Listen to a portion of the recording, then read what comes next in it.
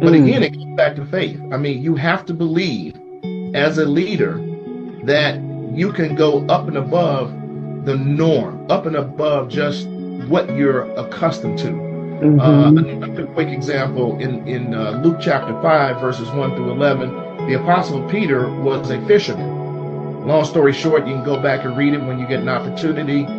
Jesus preached, and then Peter was out all night fishing and didn't catch not one fish. And as you know, fishermen, you catch what you eat what you catch.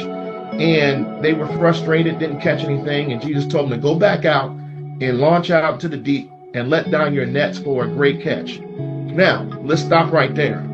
Peter was looking at Jesus sideways because Peter was a professional fisherman, and he knew better than to put his nets down during the day, because then the fish would see the nets and then they wouldn't come in.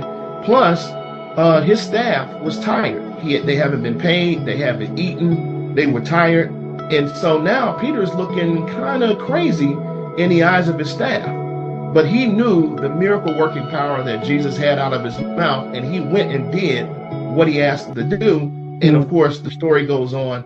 His net broke, his partner's net broke, and he probably hauled in more fish that day than he probably would in 3 years.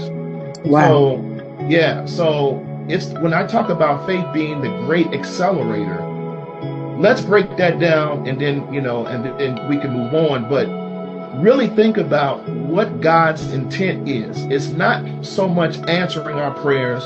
It's not so much operating and providing the answers to our faith petitions.